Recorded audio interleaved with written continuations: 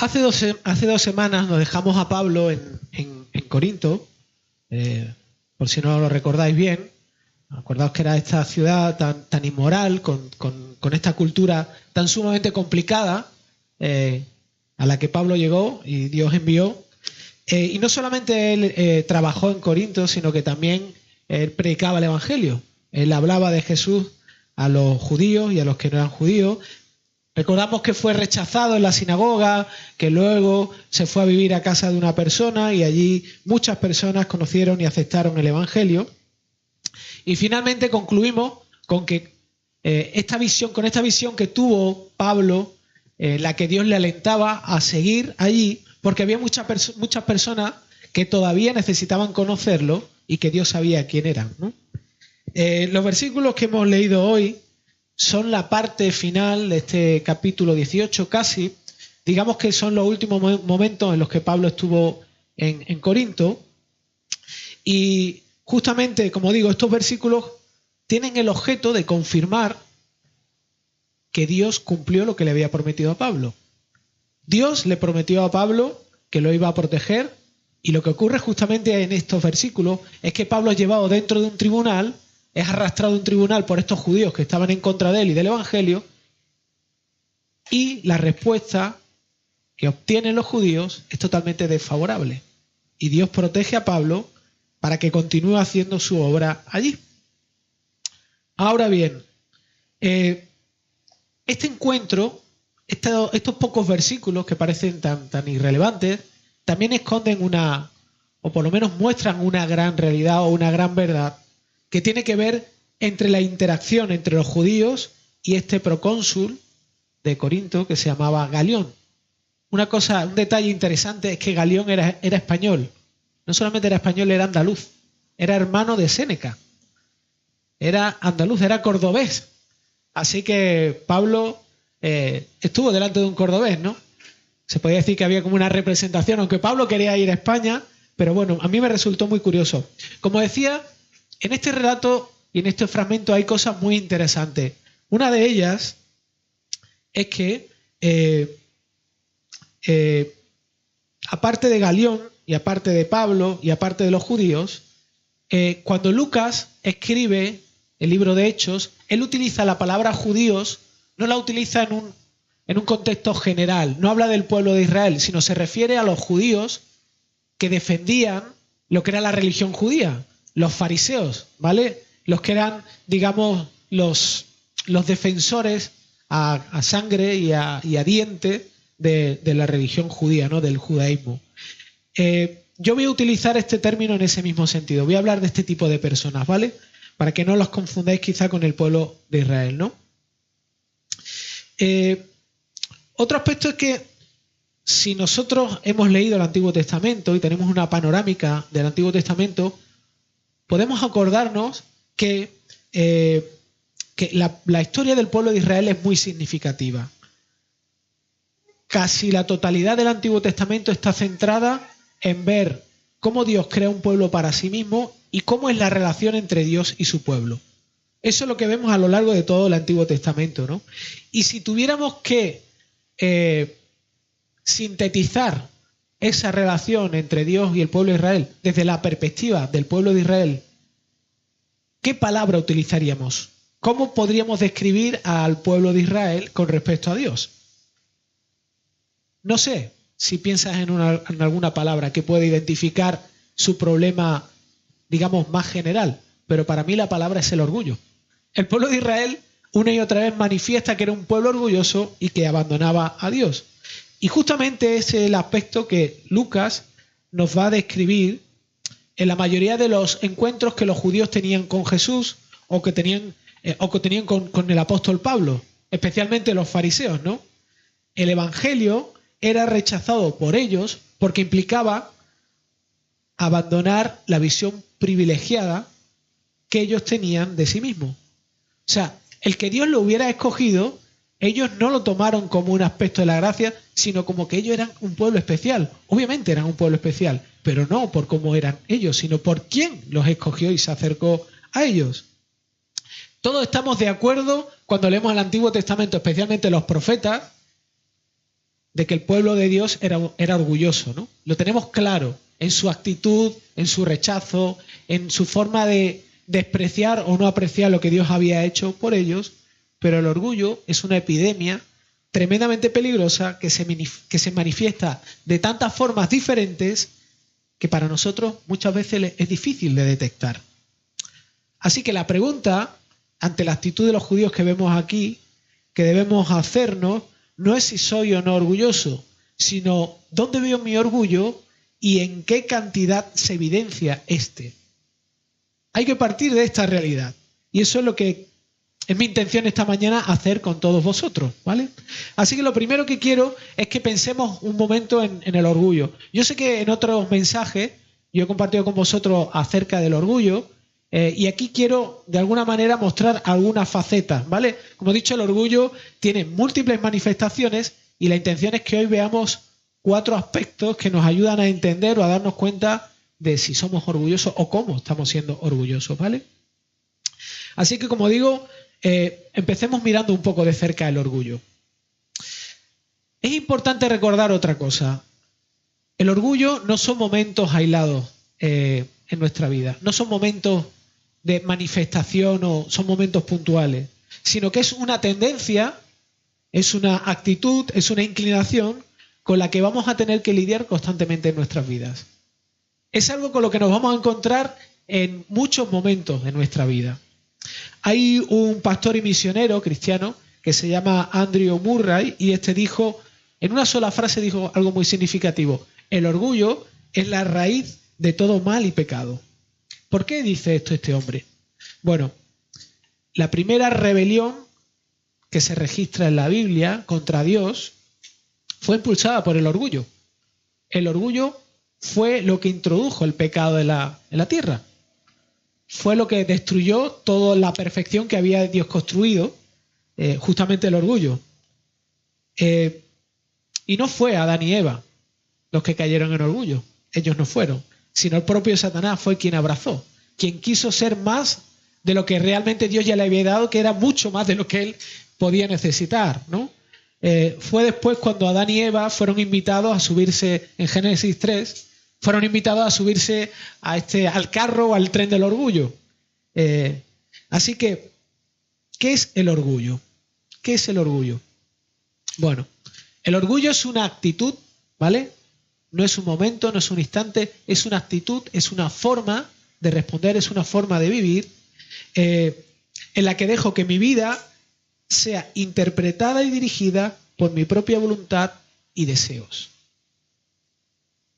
El orgullo es un filtro que me afecta. ¿Para qué? Es un filtro que está afectado por lo que yo quiero y por lo que yo deseo. Y es lo que empuja o mueve mi vida. Muchos de vosotros vais a recordar esto. Hay un anuncio, uno de los primeros anuncios que IKEA pasó por televisión para publicitar la tienda, que decía, ¿os acordáis? ¿No? Decía, era un anuncio donde las personas ponían un felpudo en su puerta y el felpudo decía: bienvenido a la República Independiente de tu casa. Todos os acordáis, ¿no? Bueno, de forma similar, el orgullo, lo que pone en la puerta de tu corazón es el siguiente felpudo: bienvenido a la República Independiente de mi vida. Eso es lo que hace el orgullo. Eso es lo que anuncia, ¿no? Esta verdad contrasta mucho con la filosofía o la corriente de pensamiento de autoayuda a la que todos nosotros estamos expuestos externamente, ¿no? Este enfoque de vida trata de convencernos de que las personas necesitamos pensar más en nosotras mismas para mejorar o ser más felices. Forma parte del orgullo también. Pero la Biblia constantemente nos enseña justamente lo contrario, que el principal problema que tú y yo tenemos, el principal problema del ser humano, es que piensa y cree demasiado de sí mismo. Ese es el principal problema. Ese es el núcleo central de la actitud de rebelión contra Dios y del pecado. Por definición, y por eso es tan peligroso el orgullo, por definición el orgullo es contrario al Evangelio. ¿Por qué? Porque el orgullo siempre nos lleva a cuestionar la bondad y el amor de Dios. Siempre, siempre. El orgullo es independiente y la bondad y el amor de Dios es algo de lo que nosotros necesitamos y que para recibirlo tenemos que darnos cuenta de que no somos independientes. Por eso el orgullo va en contra del Evangelio, ¿no? Antes de seguir, necesitamos volver un momento a lo que dije acerca de que el orgullo puede camuflarse de muchas formas distintas, ¿vale? Y aunque no lo parezca, hay dos formas diferentes y distintas y aparentemente opuestas de orgullo. Hay dos formas distintas y aparentemente opuestas de orgullo, ¿vale? La primera de ellas es el orgullo altivo. Esta la conocemos todos. Esta es la que todo el mundo ve, ¿vale? Es la más fácil de detectar porque se trata de una autoexaltación o autoadoración de las ideas o convicciones de una persona. Es una persona que está totalmente enfocada en sí misma.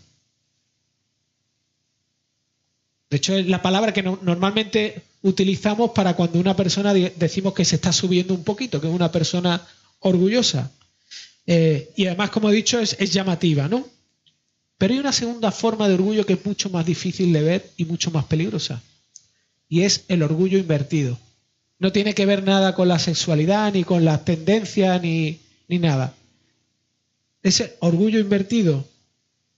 ¿Por qué? Porque el orgullo invertido nos puede parecer humildad. Nos puede parecer humildad. Cuando se manifiesta, puede parecer que la persona está siendo muy humilde. Pero el orgullo invertido, es muy peligroso porque la persona puede quedar atrapada, y normalmente queda atrapada en algo que se llama autocompasión. La autocompasión es un falso orgullo porque parece humildad, pero en realidad lo que manifiesta es una persona que está muy centrada en sí misma. ¿Por qué? Porque es una persona que mira las circunstancias, se siente una víctima y se lame sus heridas constantemente, ¿vale? Se revuelca en la pena y en la injusticia sufrida, que no merece, porque está tan ensimismada consigo misma que piensa que se considera y merece más de lo que ha recibido. Pero en realidad estos dos orgullos nacen de la misma raíz. Los dos están centrados en la persona. Los dos están justamente poniendo los ojos en sí mismos, ¿vale? Como digo, esto es una pequeña meditación acerca del orgullo y estos dos aspectos del orgullo. Ahora lo que vamos a ver son cómo el texto nos enseña 4 marcas o 4 indicadores de un carácter orgulloso, de una persona que es orgullosa. Como siempre, a mí me gusta, antes de mirar este aspecto de las marcas o cualquier aspecto que tiene que ver con orgullo o cualquier otra manifestación de nuestro pecado, me gusta pararme y plantear 2 aspectos. El primero, las personas que están mostrando aquí esta actitud orgullosa eran judíos y eran tremendamente religiosas. O sea, eran personas que conocían la Biblia judía. No eran personas que vivían totalmente apartadas de esta realidad. En el contexto eran cristianos, eran personas cristianas, eran personas religiosas. Eso quiere decir que estas personas estaban expuestas a la verdad de Dios escrita, iban a la sinagoga, pero luchaban con esto, o sea, caían en esto igual, eran orgullosos. Así que el orgullo es algo, como he dicho, que está a la puerta de cada uno de nosotros, aunque seamos creyentes. No estamos libres de luchar con esto. Como ya he dicho, es una actitud del corazón. Lo segundo que quiero que pienses esta mañana es que antes de que sientas que hay personas identificadas con lo que yo voy a decir, antes de que empieces a pensar en otras personas, quiero advertirte que esto que voy a decir es algo para que nos lo apliquemos cada uno de nosotros. Que pensemos de forma sincera en nuestras vidas y en nuestras actitudes. Porque todos necesitamos cambiar. Todos necesitamos cambiar. Todos estamos en el proceso de cambio. Algunos más avanzados, otros menos avanzados. Pero todos estamos aún incompletos. Así que el objetivo de hoy es que estas cosas las apliques en tu vida y que Dios las use para que te hable, ¿vale? Así que vamos a abrochar los cinturones porque vamos a empezar. Ya los tenía abrochados, ¿verdad? Bueno, la primera marca o evidencia de una persona orgullosa es que tiene envidia del éxito de los demás. Les molesta que los demás sean exitosos. Esa es la primera indicación. Fijaos, los judíos no reaccionaron solamente contra el mensaje del Evangelio por causa del contenido, sino también porque se extendía. Una de las molestias que tenían los judíos era que Pablo predicaba y que la gente conocía a Jesús, y mucha gente conocía a Jesús. De hecho, esto les perjudicaba a ellos su influencia, ¿no? Dejaban de ser influencers. Los judíos eran influencers de la época y les molestaba que perdieran eso. De hecho, una de las cosas que les molestaba es que perdieran suscriptores, porque había muchos judíos o algunos judíos que finalmente abrazaban el Evangelio y eso no era bueno para ellos. Pero Jesús fue uno de los mayores críticos de este tipo de personas, ¿no? De los fariseos. Porque estas personas realmente obedecían a Dios para silenciar sus conciencias en algunos casos, pero finalmente para manifestar que realmente eran los merecedores de la bendición de Dios. Esa era una de sus principales motivaciones, ¿no? Buscaban, no sé si os acordáis, en el Sermón del Monte, Jesús le dice a sus discípulos y a otros judíos que había allí escuchándole que tuvieran cuidado de no hacer las cosas para ellos, porque había una tendencia natural a hacer eso, ¿no? Cuando oraban, cuando daban dinero, justamente ese era el objetivo de este tipo de personas, ¿no? Su propio orgullo, sentirse realmente que cumplían con Dios. Pero además eran envidiosos por causa de que otras personas pudieran abrazar el Evangelio. ¿Qué es la envidia? Pensemos por un instante qué es la envidia, ¿no? ¿Qué produce la envidia en nosotros? La envidia, en una definición corta, es querer demasiado lo que otras personas tienen. Querer demasiado. No es querer lo que otras personas, sino querer demasiado. No estoy diciendo que querer sea algo que esté mal. El problema aparece cuando nosotros queremos que esa cosa buena o mala sea algo que poseamos.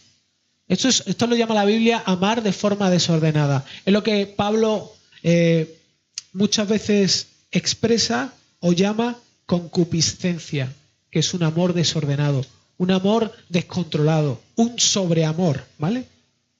Y dice que eso es lo que hay dentro de nosotros es lo que hace con las cosas y con las personas. Así que la envidia es justamente esto, desear lo que otra persona tiene de forma descontrolada.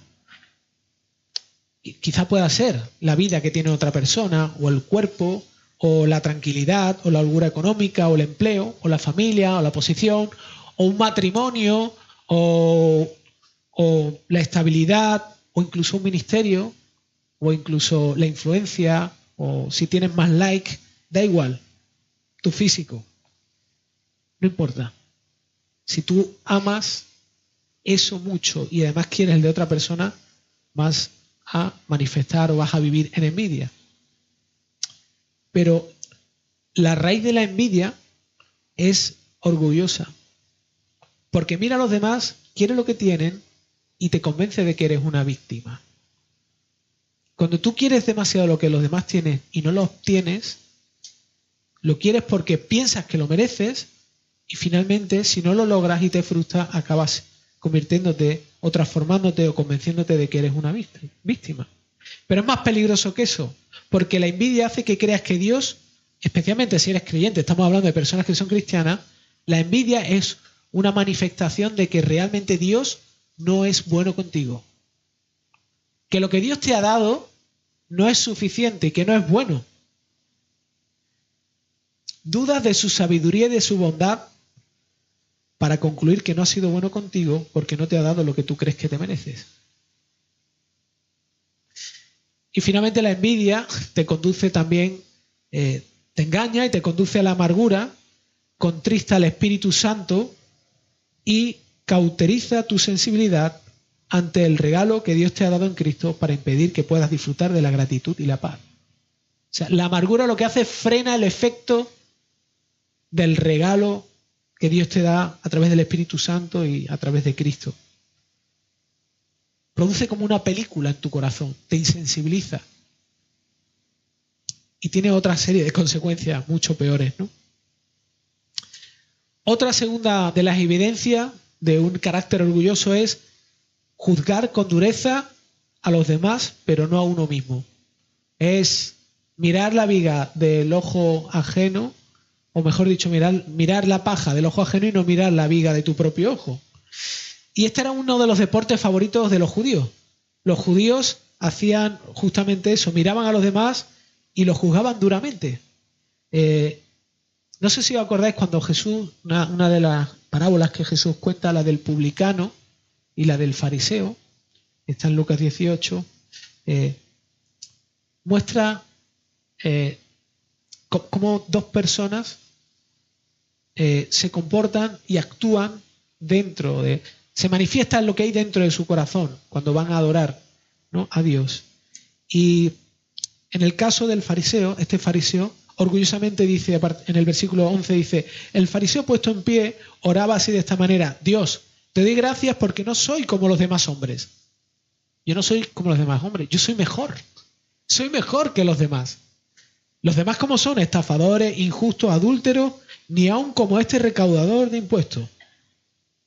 Y esto es lo que hacen con Pablo, estos judíos, cuando lo llevan a juicio. Cuando se dan cuenta de que no pueden evitar que siga llevando a libertad a más personas a través del Evangelio, lo llevan a la autoridad romana en ese momento y lo acusan de ir en contra de la ley. Le dicen, este es peor que nosotros. Este Pablo es mucho peor que nosotros. Este no cumple la ley. Pero es sarcástico, esto es muy sarcástico, porque en el mismo relato al final vemos como estos judíos legalistas se ponen a golpear a una persona, sin razón. En el capítulo 17 empiezan a darle mamporrazos a Sóstenes, de rabia, y la ley romana sí que contemplaba que este tipo de acciones eran delitos. De hecho, la misma ley de Dios impedía el maltrato a las personas. Así que eran inconsistentes en lo que hacían, ¿no? Es una característica del orgullo, produce inconsistencia. Haces cosas en contra de lo que tú piensas que está bien, ¿no? Además, el juicio condenatorio suele ser alimentado por el orgullo y la envidia. Cuando no tienes lo que crees merecer, cuando tú estás convencido de que no tienes algo que quieres mucho y que lo mereces y te sientes frustrado por eso, ¿sabes lo que haces? Lo próximo que haces es descalificar a la persona que tiene lo que tú quieres. ¿Ves una persona que te gustaría ser como ella? ¿Ves una persona que tiene un cuerpo que tú te encantaría tener? Y lo siguiente que haces es empiezas a buscar los fallos en otras cuestiones, ¿no?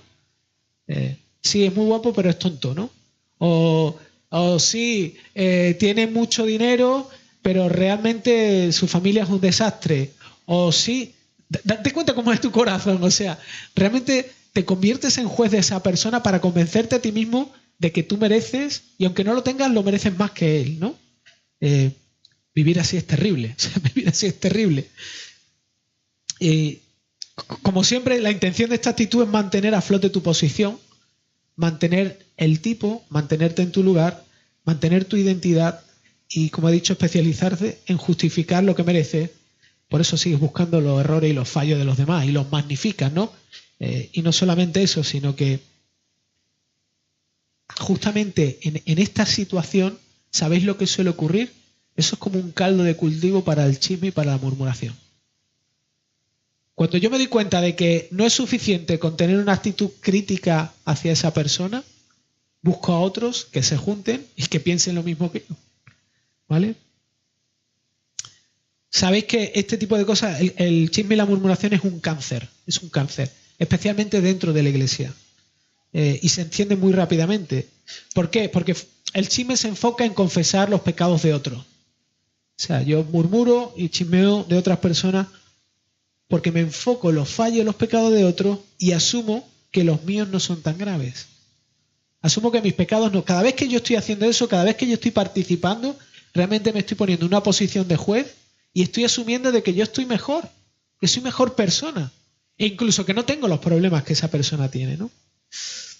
Igualmente, descalificar una forma sutil y muy dada, entre muchas veces los que son más jóvenes, de descalificar a las personas es a través del sarcasmo.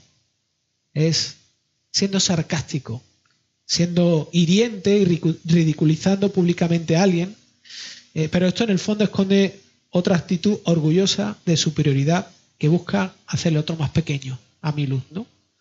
A la luz de mi orgullo. El tercero de los indicadores de un carácter orgulloso es manipular los hechos para lograr su objetivo. Los judíos se acercaron a Galión, pero no dijeron toda la verdad. Y no dijeron toda la verdad porque su acusación era ambigua, ya que trataban de acusar a Pablo que estaba actuando en contra de la ley romana. Y la intención de estos era que el procónsul se le uniera para que llevase a cabo lo que realmente ellos querían, quitar a Pablo de en medio.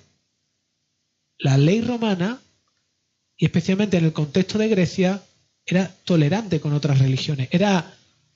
Había multiplicidad de religiones, pero los judíos manipularon, trataron de cambiar los hechos y lo que había ocurrido para que este hombre estuviera a su favor, ¿no? Fíjate un pequeño detalle. Pablo era para los judíos un obstáculo, ya que, como ya he dicho antes, el evangelio era una molestia para ellos. Era como un alfiler que estaba pinchando constantemente el orgullo. De hecho, el evangelio contrastaba con lo que el judío enseñaba. Los judíos enseñaban: hay que cumplir la ley de Dios para que Dios sea aceptado. Y solamente los mejores cumplidores serán los que son aceptados por Dios. Y el evangelio venía a tirar por el suelo todo esto y decir: no, Dios te acepta por gracia, por Cristo, por el Mesías. Ahí es donde está la clave. Así que eso reventaba la burbuja orgullosa de los judíos y obviamente les hacía perder el control y su posición. Hay dos formas prácticas en las que podemos ver en nosotros esta actitud de cambiar la realidad y los hechos para salirlos con lo que nosotros queremos. Una de ellas es cuando yo pido consejo, cuando realmente me acerco a alguien y le pido consejo, ¿vale?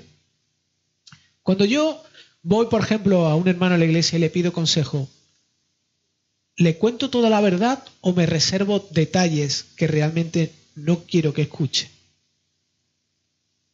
¿Realmente soy sincero y transparente y le cuento toda la verdad porque estoy interesado en que él me ayude a tomar una decisión o que él me ayude a ver aspectos que yo no veo? ¿O le oculto parte de ciertas cosas porque lo que quiero es que me diga lo que yo quiero que él diga? ¿O lo que yo estoy buscando? ¿O lo que yo estoy esperando que me confirme? Que yo ya tengo claro, ¿no? Y la segunda forma es cuando soy confrontado. Cuando soy confrontado, ¿cómo respondo? ¿Me resisto? ¿Me siento ofendido y trato de minimizar mis acciones, lo que he hecho o lo que he dicho? ¿Trato de protegerme desviando la atención hacia otro lado? ¿Trato de mover o manipular la situación para no llegar o no tener que enfrentar algo que no me interesa? Hay un relato bíblico que es muy interesante y que nos cuenta la historia de Saúl cuando desobedece a Dios respecto a Amalek. Está el pueblo de Amalek y Dios le dice al profeta que vaya allí y que arrase con todo, no se quede con nada, ¿no? Esto está en 1 Samuel 15. Y cuando Saúl es confrontado, Saúl comienza a echarle la culpa. Realmente es que he cogido estos animales y estas cosas para ofrecérselas a Dios. Cuando realmente Dios le había dicho que no cogiera nada. Cuando cada vez se va viendo más encerrado, va manipulando con sus respuestas para tratar de eludir esa realidad. ¿Por qué? Al final del relato está claro. Saúl estaba más interesado por la gloria, por su gloria contra el pueblo, hacia el pueblo, es decir, que no perdiese su honra por lo que había hecho, que confesar su pecado y restaurar su relación con Dios. La persona que es orgullosa usualmente ve a los demás en términos de lo que estas personas pueden hacer por ellos y sus intereses. Estas personas no están interesadas en servir a los demás, sino que para ellos el objetivo es servirse a sí mismo a través de los demás. Las personas son siempre un vehículo para obtener o conseguir lo que yo quiero. Y manejo las situaciones o las circunstancias para que estas personas cumplan mi voluntad, ¿no? Si estás casado, quizá puedas pensar en algunos momentos cómo somos para conseguir convencer a nuestra mujer o a nuestro marido para que haga lo que nosotros queremos, y usamos todo este tipo de tácticas, ¿no? Hay cosas que no decimos, hay otras que sí decimos, ¿no? Y por último, el último indicador de una persona que tiene un carácter orgulloso, y esto yo creo que es para mí el punto o el enfoque que Lucas da en este texto, es cuando responde mal al no obtener lo que busca, ¿no? Responder mal cuando no obtiene lo que quiere. Los judíos fueron a este procónsul convencidos, totalmente convencidos de que iba a estar de su lado.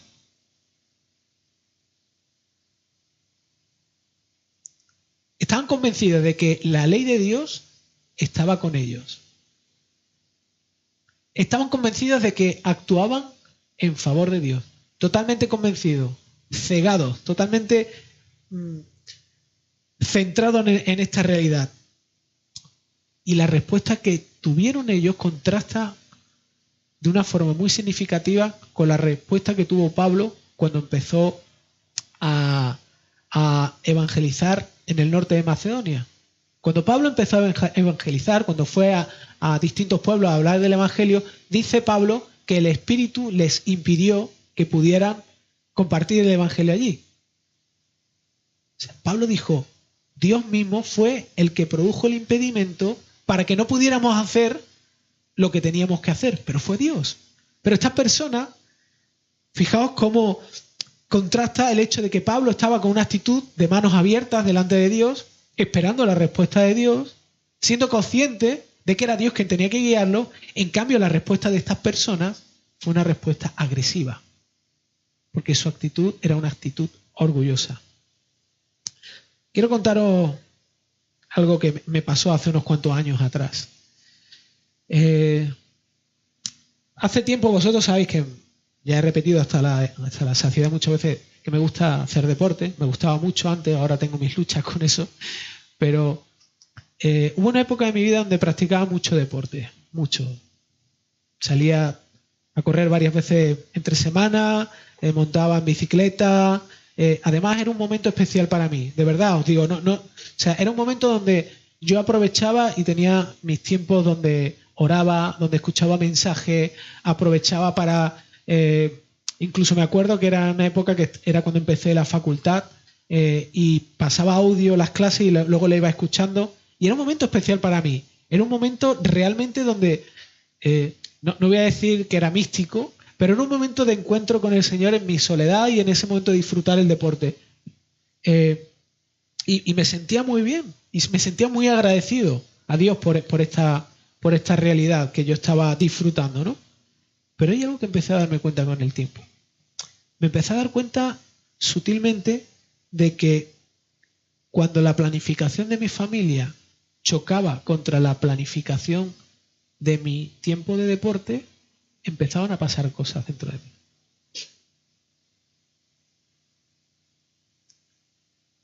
Me enfadaba, especialmente con Sara. ¿Cómo puedo hacer esto? Que yo necesito hacer deporte, necesito hacerlo, es bueno para mí. Fijaos que incluso planificaba salir a correr antes de las 7 de la mañana o después de las 11 o 12 de la noche. Pero cuando llegaban días en los que me era imposible, de verdad tenía un sentido de culpabilidad y de amargura contra mi familia porque no me dejaba hacer lo que yo quería y que era bueno para mí.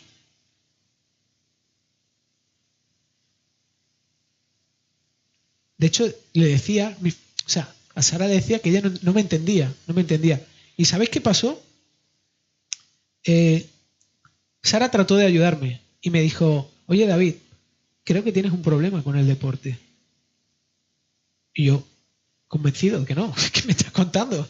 Esto es bueno para mi salud, estoy me encuentro bien, físicamente me encuentro con más ganas de poder servir a Dios. Es fantástico lo que yo estoy... el problema lo tienes tú, que no quieres hacer deporte. Fijaos, o sea, ella trataba de ayudarme a que me diera cuenta de en qué lugar estaba ocupando eso, especialmente cuando no podía obtener lo que yo quería, y mi respuesta hacia ella era buscar sus fallos, sus errores y culparla. Una actitud orgullosa. De hecho, era una actitud de recordarle sus pecados, cuando ella trataba de mostrarme los míos a mí y ayudarme. Esta frase es súper valiosa, súper significativa, que os va a ayudar un montón de veces. Y es la forma en que respondo cuando mis planes son cuestionados por alguien o son interrumpidos, me ayudan a conocer cuán importantes son estos para mí. El orgullo te ciega a la realidad, te ciega a ver aquellas cosas que se han convertido en demasiado importantes para tu vida. El orgullo a los judíos lo habían cegado completamente. No podían ni entender lo que Dios le había dicho. Dependiendo del nivel de enfado, de amargura o justificación que muestre, esto me va a ayudar a ver en qué proporción esa cosa se ha convertido en un tesoro para mí. Y mi reacción es un indicador de cuánto atesoro o cuán importancia tiene esa cosa en mi vida. Y no sé si lo sabes, pero todos nosotros somos buscadores de tesoros. Somos parecidos a los que salen en el programa, creo que era en Odisea, ¿no? O Discovery Max, creo que era. Había un programa que era buscadores de oro, ¿no? Eran gente que buscaba oro y dedicaba todo su tiempo a buscar oro. En el fondo nosotros somos iguales, vivimos así, ¿no? No lo digo yo, lo dice Jesús. Jesús lo dice en Hechos 6, en Mateo 6, del 19 al 21, dice: no acumuléis tesoros en la tierra donde la polilla y la herrumbre destruyen y donde los ladrones penetran y roban, sino acumulaos tesoros en el cielo donde ni la polilla ni la herrumbre destruyen y donde los ladrones no penetran y roban. Porque donde esté tu tesoro, allí estará también tu corazón. Esto son palabras muy conocidas para nosotros, ¿vale? Pero como he dicho, lo que aquí Jesús está diciendo es que todos buscamos tesoros. Todos tenemos esa necesidad de atesorar algo en nuestro corazón, ¿vale? Por eso Jesús dice ¿cuándo? ¿Vale? Dice cuando estés acumulando tesoros, ten esta visión y esta perspectiva. Hay dos tipos de tesoros, ¿vale? Esto es una actividad normal. Pero hay algo en esta parte final de estos versículos que para mí ha sido algo nuevo que he descubierto ahí, y es que el problema no está donde buscas el tesoro. Obviamente eso es un problema. Pero lo que Jesús está diciendo aquí es que el tesoro que nosotros consideremos un tesoro, o aquello que consideremos un tesoro, va a condicionar nuestro corazón. El corazón en el ser humano es aquello donde están todos los afectos, con lo que filtro la vida, con lo que veo la vida. Por lo tanto, aquello que yo considero un tesoro va a contagiar mi forma de entender la vida. Así que esto implica que cualquier cosa, sea buena o mala, cuando se transforma en un tesoro, tiene la capacidad de distorsionar cómo veo las cosas y con seguridad volverme una persona orgullosa. ¿Vale? Si para mí es muy importante mi seguridad, mi vida va a estar condicionada por buscar la seguridad. Y muy probablemente viva totalmente cegado a esta realidad. Si el objetivo de mi vida es no estar solo, estaré constantemente filtrando la vida a través de buscar a una persona con la que pasar el resto de mi vida. Si el objetivo de mi vida es tener un mejor trabajo, eso va a afectar a mi manera de ver y engañarme, mi manera de ver la vida, y lo que voy a tratar constantemente es de buscar todo aquello que me permita tener un mejor trabajo.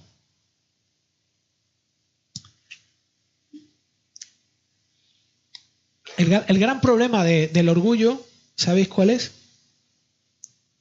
Que una persona orgullosa se ofenderá y tratará de defender que no lo es cuando sea confrontada.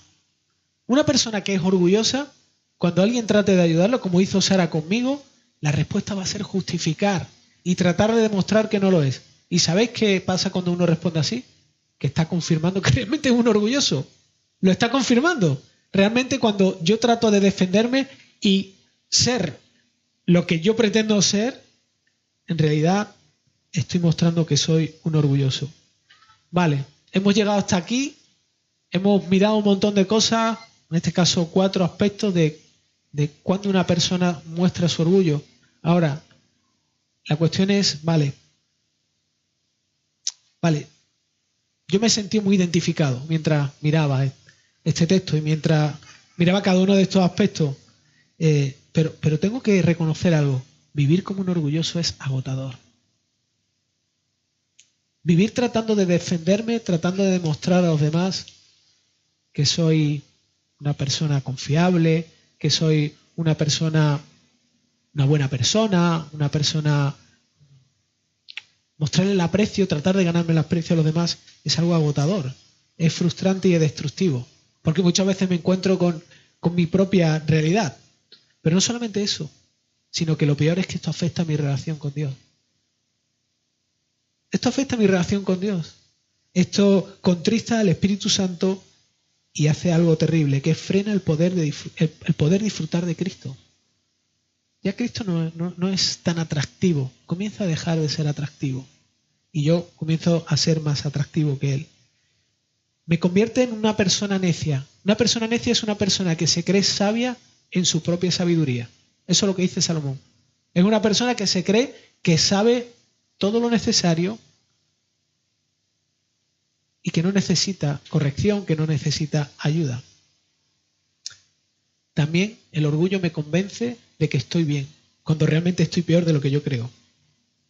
Y obviamente esto tiene efecto en las relaciones con otras personas. Todo lo que afecte a mi relación con Dios, todo lo que me oculte la realidad a mis ojos del amor de Dios, de quién es Cristo, de lo que Él me ha dado, de lo que Él me ha entregado, tiene efectos en mí y efectos en la persona que están alrededor de mí, mi familia, mis amigos, etc.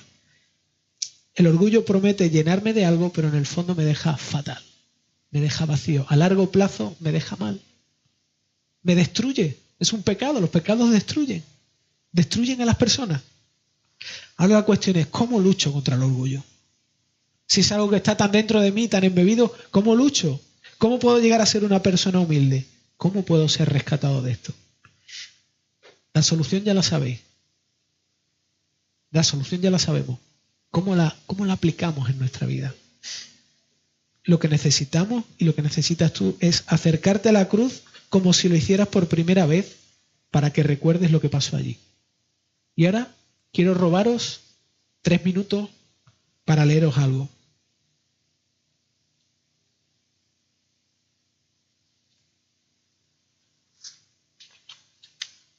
Quiero que nos acerquemos juntos justamente a ese momento de la cruz.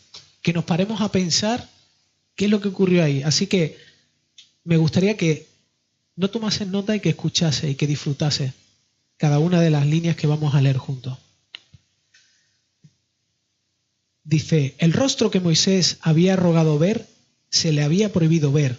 Estaba violentamente ensangrentado. Las espinas que Dios había enviado para castigar la rebelión del mundo, ahora se enroscaban alrededor de sus propias cejas. Al suelo contigo. Uno levanta el pesado mazo para hundir el clavo, pero el corazón del soldado no deja de latir al sostener las manos del prisionero. Alguien debe sostener minuto a minuto la vida de ese soldado, porque nadie posee tal poder en sí mismo. ¿Quién le suple aire a sus pulmones? ¿Quién le da energías a sus células? ¿Quién mantiene sus moléculas en orden? Solo en el Hijo todas las cosas subsisten. Es por la voluntad de la víctima misma que el soldado continúa viviendo. Él es quien concede que la existencia del guerrero continúe. El hombre empuña el mazo con fuerza.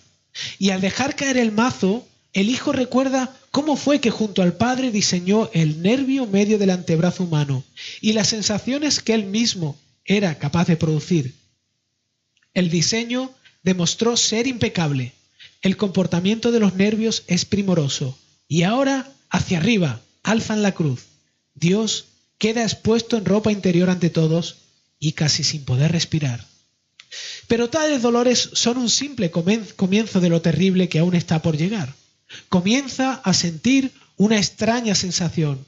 En un momento dado, durante el transcurso del día, una ráfaga de un asqueroso mal olor sobrenatural se deja sentir, no cerca de su nariz, sino en su corazón. Se siente sucio. La maldad humana comienza a desplazarse sobre su inmaculado ser. El excremento viviente de nuestras almas, aquel a quien su padre considera como la niña de sus ojos, comienza a pudrirse. Su padre debe enfrentar a su padre en tal estado. Desde el cielo, el padre se levanta como león que ha sido alterado, sacude su melena y ruge en contra del marchito remanente de un hombre que cuelga en una cruz. Nunca antes el hijo había visto al padre mirarlo de tal manera, ni tan siquiera había sentido el más mínimo soplo de su enfurecido aliento. Pero el rugir hace temblar al mundo invisible, y las tinieblas cubren lo que es el cielo invisible. El hijo no reconoce sus ojos. Hijo de hombre, ¿por qué te has comportado de tal manera? Has engañado, codiciado lujuriosamente, robado, chismeado, asesinado, envidiado, odiado, mentido. Has maldecido, robado, desperdiciado tus bienes, has sido glotón, fornicaste, desobedeciste, desfalcaste y blasfemaste. Y las responsabilidades que has eludido y los niños que has abandonado. ¿Quién jamás ha ignorado al pobre y se ha comportado como un cobarde y le ha restado importancia a mi nombre? ¿Alguna vez has usado tu lengua para ofender? ¡Qué borracho tan miserable y santurrón! Tú, que violas a los niños pequeños, vendes drogas que matan, viajas en pandillas con otros iguales que tú y te burlas de tus padres. ¿Quién te dio la valentía para falsificar los resultados de unas elecciones, instigar revoluciones, torturar animales y adorar demonios? ¿Acaso no termina la lista aquí? Romper la unidad familiar, violar vírgenes, actuar con presunción, ser un alcahuete comprando el favor de los políticos, practicar la exhortación, grabar películas pornográficas, aceptar sobornos. Has incendiado edificios, perfeccionado tácticas terroristas, fundaste religiones falsas, participaste en el tráfico de esclavos, disfrutando cada bocado y jactándose al respecto. Odio y desprecio cada una de estas cosas en ti. La repugnancia que siento por todo lo relacionado contigo me consume. ¿Acaso no sientes mi ira? Por supuesto que el Hijo es inocente. Él es la esencia de la perfecta inocencia. El Padre así lo reconoce. Pero entre ambos existe un acuerdo y lo inconcebible ahora debe llevarse a cabo. Jesús será tratado como si fuera personalmente responsable por cada pecado jamás cometido.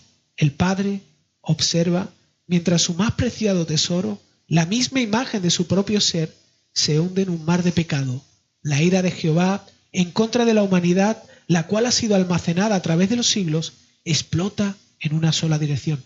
Padre, Padre, ¿por qué me has desamparado? Pero el cielo cierra sus ojos. El Hijo fija su mirada en aquel que no puede, ni lo hará venir en su ayuda o responder a su clamor. La Trinidad así lo planeó. El Hijo lo sufrió. El Espíritu lo hizo posible. El Padre rechazó al Hijo a quien amaba. Jesús el hombre, Dios de Nazaret, pereció. El Padre aceptó su sacrificio por el pecado y quedó satisfecho. El rescate se llevó a cabo.